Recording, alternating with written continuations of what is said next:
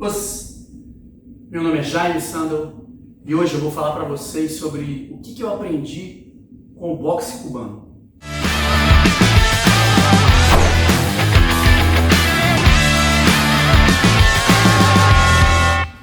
Trabalhar com os profissionais de MMA foi uma coisa que acrescentou muito na minha vida de lutador. É uma coisa absurda, assim, as coisas que eu aprendi e vi e vivenciei.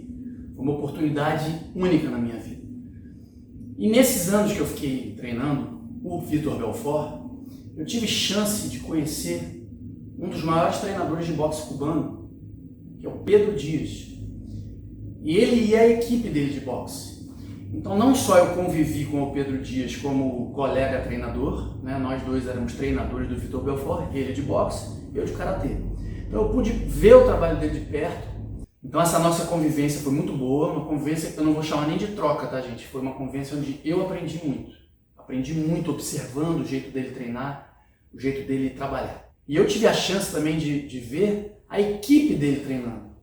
Alguns dos melhores boxeadores do mundo, profissionais, cubanos, que treinavam com ele o boxe cubano puro, né?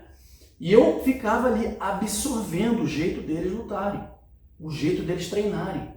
Primeiro eu comecei a ficar abismado de ver caras bem menores do que eu, desse tamanho, magros, com soco que parecia um taco de beisebol, uma porretada. Eu falava, caramba, como é que pode? Eles são muito fortes, deixa eu tentar entender como é que pode. Os maiores, então, tinham mais ou menos o meu corpo. Meu Deus, era um soco daquele pega, acho que até, tchau, é o hospital. Absurda a força deles. Então eu fui entender como é que eles podem ter um soco tão forte, assim, daquele jeito, né? E eu observei muito os golpes em linha, o jab e o direto, que são os principais que a gente usa no karatê, né? Que seria o kizami e o gyaku. A parte toda de cruzado, eu realmente aprendi ali. O Vitor Belfort também me ensinou muito isso, que no karatê realmente eu não tinha aprendido. Eu nunca ninguém, nenhum sensei tinha me ensinado a dar socos assim. O primeiro a me ensinar isso foi o Vinícius Anthony, que foi na mesma época que eu comecei ele me apresentou e me colocou na fita para treinar o Vitor Belfort, e ele me mostrou esses socos. Então Vinícius Anthony, Vitor Belfort, e observando muito esses boxeadores cubanos, eu então aprendi os socos que eu não treinava no karatê. E o jab direto deles eu fui estudar a fundo, falar, cara, como é que pode ser tão forte? Então algumas coisas que eu vi que eu fiquei realmente encantado. Primeiro, a movimentação deles. Eles usam muita finta, dificilmente eles ficam parados. Então eles não lutam assim. Não, é o tempo todo se mexendo, quicando para frente, para trás e mudando o ângulo o tempo todo. Isso é uma coisa que eu achei fantástica. Eu não fazia isso, eu lutava muito em linha. Eu até me mexia, mas era muito em linha. Depois disso eu comecei a usar um pouco a mudança aqui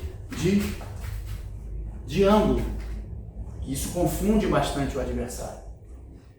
Outra coisa que eu achei fantástica é o entra e sai deles. Eles conseguem ir lá dentro, socar com força e depois sai fora.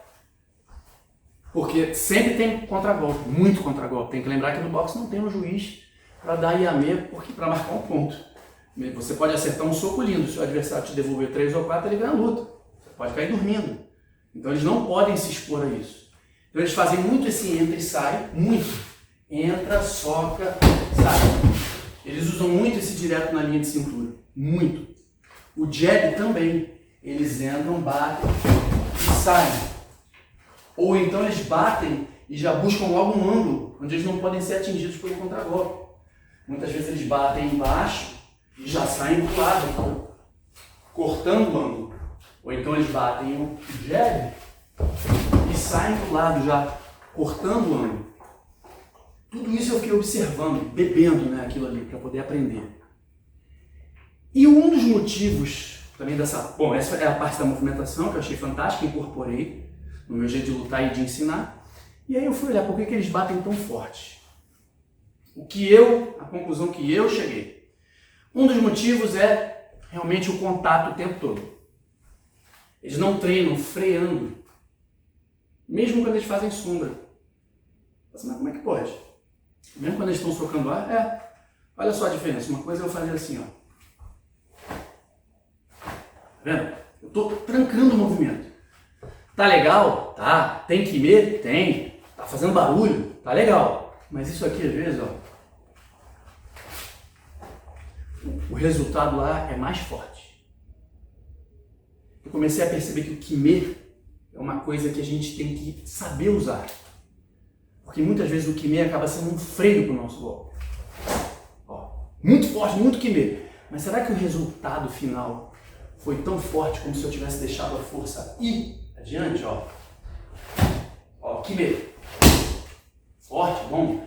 Mas será que se eu deixar a força ir, será que o resultado não é melhor?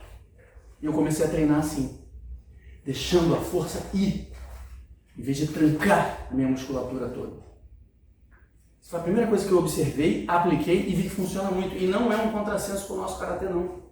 Na luta a gente não precisa fazer isso, a gente pode deixar a força ir, ó. Deixa a força ir. Tanto que depois disso, pela primeira vez, eu dei um soco na barriga de um adversário num campeonato e ele fez aquele, ele não sentou não, mas quase, fez assim. Eu falei, nossa. E alguns anos depois realmente aconteceu de eu bater e ele falou que não queria mais lutar, o adversário. Ele falou, não quero mais. E assim, batendo, deixando a força aí, e eu saindo. Então isso eu absorvi muito do boxe cubano. E o outro motivo é o que eu falo sempre para vocês. Eu nunca vi nenhum boxeador cubano socar com o quadril mais ou menos. Tipo, nunca vi isso aqui. Nunca. Eles viram completamente. Para isso, eles levantam o calcanhar. E é por isso que depois que eu voltei, eu comecei a fazer vídeos falando sobre isso. Eu sabia até que eu podia me expor a muitas críticas, porque eu sou do karatê. Eu sou do karatê tradicional, mas eu tinha que botar para fora, dividir aquilo que eu tinha aprendido ali. Falei, gente, tem que levantar o calcanhar no comitê. Senão a força não vai ser completamente gerada, porque o quadril não vai conseguir virar completamente. E aí eu já até falei isso 1000 vezes aqui. O pé dos karatecas tende então a ficar de lado. Porque a gente tenta virar o quadril todo, tá com a base lá, acaba que eu deixo só a lateral do pé no chão, assim, ó. É só olhar a foto aí que a gente vê, mesmo quem é contra isso, eu não levanto, vai olhar a foto, a pessoa tá com a lateral do pé.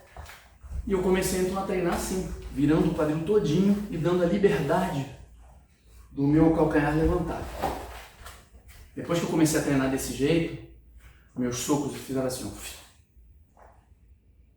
Essas então foram as coisas que eu aprendi, absorvi, porque não derrubei do boxe cubano, para então misturar no meu karatê, tanto no meu karatê de competição, que depois disso explodiu.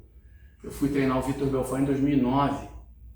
Depois disso eu fui campeão brasileiro em 2010, 11, 12, 13, 14, 15, 16, 17, 19. No tradicional e na JKA. Então tava dando certo pra caramba aquelas coisas que eu tava acrescentando no meu jeito de treinar e de lutar. E eu ensino meus alunos assim também. Quis só deixar esse relato para vocês aqui, primeiro da beleza do boxe cubano. Quem tiver chance, entra no YouTube, coloca, assiste os treinos, assiste as lutas, é espetacular. E de dizer que eu não tenho vergonha de confessar que eu roubo coisas de outras lutas, sim. Roubo defesa de low kick do Muay Thai, opa, me dá isso aqui. Ah, isso aqui do boxe cubano, opa, vem cá. Ah, defesa de queda que eu aprendi com o wrestler, me dá isso aqui que eu quero para mim. E assim eu vou montando o que eu acho que seria um karatê mais próximo de uma realidade, de uma luta mesmo.